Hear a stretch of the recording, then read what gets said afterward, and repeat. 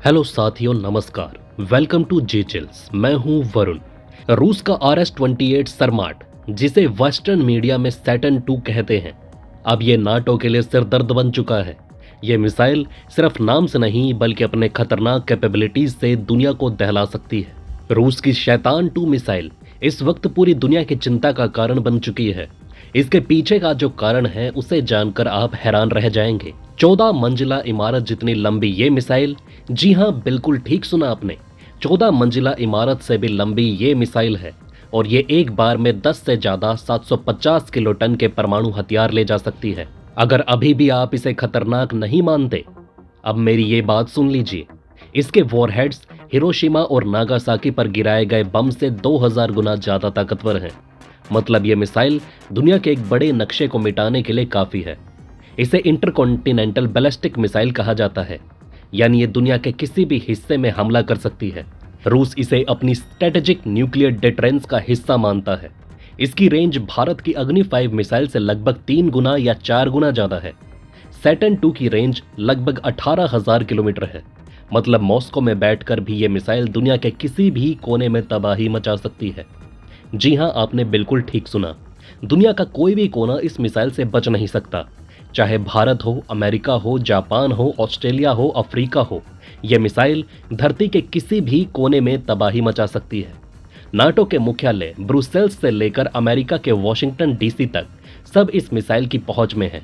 यह 16 nuclear warheads एक साथ ले जा सकता है, जिनमें से हर एक अलग अलग टारगेट पर गिर सकता है। सोचिए, एक मिसाइल से 16 बड़े शहर या 16 यूरोपियन देशों का सफाया किया जा सकता है। मतलब अगर इसे यूरोप पर तैनात किया जाए तो पूरे नाटो देशों को बर्बाद करने के लिए सिर्फ एक शैतान 2 काफी है। अब बात आती है इसकी स्पीड की, तो इसकी स्पीड 16,000 MPH है। मतलब ये इतना तेज है कि कोई भी नाटो के मिसाइल डिफेंस इसे ट्रैक और इंटरसेप्ट नहीं कर सकती। नाटो के पास थार्ड और एजिस जैसे एडवांस्ड डिफेंस सिस्टम है, लेकिन शैतान 2 के आगे सब फेल है। एक बेहद खास बात यह है कि शैतान 2 में एवनगार्ड हाइपरसोनिक ग्लाइड व्हीकल भी लगाया जा सकता है, जो इसे हवा में 20 से 27 मैक की स्पीड से उड़ने में सक्षम बनाता है। ये ग्लाइड व्हीकल इसे रडार और डिफेंस सिस्टम के लिए अदृश्य बनाता है। इसे डिटेक्ट करना या मार गिराना लगभग असंभव है। MIRV तकनीक इस मिसाइल को और ज्यादा खतरनाक बनाती है। MIRV का मतलब है एक ही मिसाइल में कई वॉरहेड्स होते हैं और ये अलग अलग लोकेशन पर अटैक कर सकते हैं। नाटो के पास इतना रिसोर्स भी नहीं है कि वो हर वॉरहेड को रोक सके। नाटो का पूरा तामझाम, उनका डिफेंस सिस्टम और उनकी VR अनबीटेबल वाली एटीट्यूड सब खतरे में है। रूस के पास ऐसे ऐसे हथियार हैं जिसके कारण नाटो रूस के खिलाफ पिछले 2 सालों से सिर्फ तैयारी कर रहा है, लेकिन अब तक भीषण हमला करने का कोई प्लान तैयार नहीं किया गया है। रूस ने इस मिसाइल को डूम्सडे वेपन का टैग दिया। मतलब ये सिर्फ तब इस्तेमाल होगी जब दुनिया खत्म करने की नौबत आ जाए।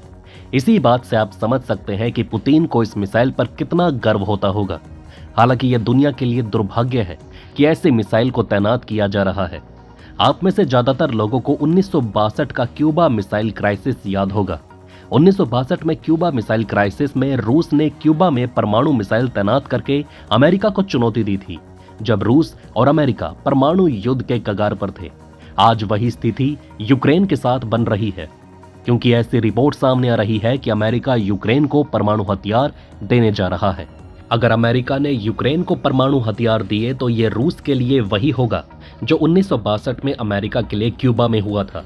और इस बार खतरा ज्यादा है, क्योंकि रूस के पास अत्याधुनिक परमाणु हथियार हैं। अगर पुतिन के सैटर्न 2 को यूरोप की तरफ तैनात कर दिया गया तो ये दूसरी क्यूबा मिसाइल क्राइसिस बन सकती है।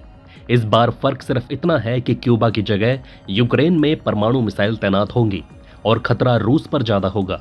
इसी कारण रूस ने अपने शैतान 2 जैसे मिसाइल को तैनात करने का मन बना लिया है।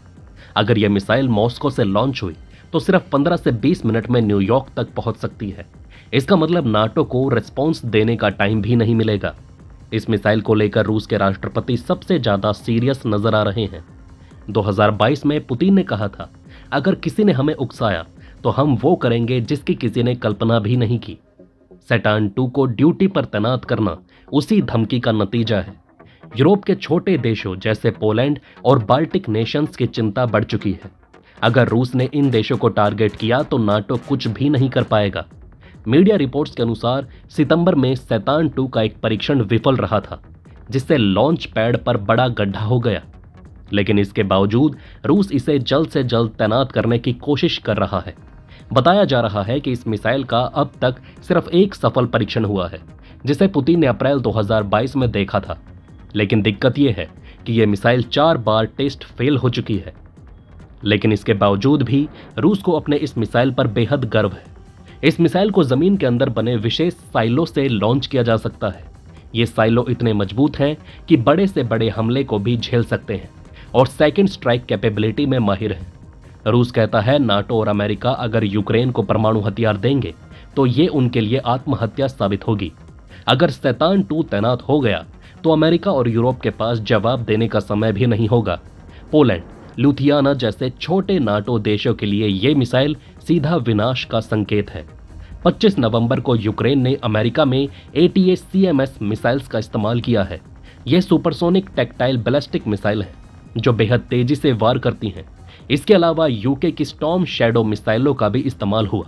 ये long range air launched cruise missile हैं जो आसानी से रडार से बच सकती हैं। इन हमलों के जवाब में रूस ने एक एक्सपेरिमेंटल मिसाइल से पलटवार किया और अब पुतिन ने शैतान 2 को तैयार रखने का आदेश देकर साफ कर दिया है कि वो किसी भी हद तक जा सकते हैं। पश्चिमी मीडिया में खबर है कि अमेरिकी राष्ट्रपति जो बाइडेन जनवरी 2025 में अपने कार्यकाल खत्म होने से पहले यूक्रेन को परमाणु हथियार दे सकते हैं। अगर ऐसा हुआ तो रूस इसे अपनी सुरक्षा के लिए सबसे बड़ा खतरा मानेगा और जवाब में शैतान 2 का इस्तेमाल कर सकता है। रूस के विदेश मंत्रालय ने चेतावनी दी है कि वो एक पागलपन भरा कदम होगा और इसका नतीजा महाविनाशक होगा। रूसी राष्ट्रपति व्लादिमीर पुतिन ने साफ शब्दों में चेतावनी दी है कि अगर यूक्रेन को किसी भी रूप में परमाणु हथियार दिए गए तो रूस अपने पास मौजूद सभी हथियारों का इस्तेमाल करेगा। पुतिन का कहना है कि अगर वो देश जिसके साथ हम अनिवार्य रूप से युद्ध में हैं परमाणु शक्ति बन जाता है तो हम अपने सभी विनाशकारी साधनों का उपयोग करेंगे। दिलचस्प बात तो यह है कि 1991 में सोवियत संघ के टूटने के बाद यूक्रेन के पास दुनिया का तीसरा सबसे बड़ा परमाणु हथियार भंडार था। लेकिन 1994 में बुडापेस्ट मेमोरेंडम के तहत यूक्रेन ने अपने सभी परमाणु हथियार रूस, अमेरिका और ब्रिटेन के सुरक्षा आश्वासनों के बदले त्याग दिए। लेकिन 2014 में रूस द्वारा क्रीमिया पर कब्जा और अब यूक्रेन पर हमला इन सुरक्षा आश्वासनों के उल्लंघन के उदाहरण है। इसके बाद से यूक्रेन विवश हो गया है और अपने पुराने फैसलों को लेकर पश्चाताप करता है। पुतिन के अनुसार यूक्रेन के लिए पूर्ण परमाणु हथियार बनाना लगभग असंभव है। हालांकि पुतिन का मानना है कि यूक्रेन डर्टी बम, कन्वेंशनल बम में रेडियो एक्टिव सामग्री मिलाकर इस्तेमाल होने वाला बम जरूर बना सकता है। डर्टी बम भी खतरनाक है।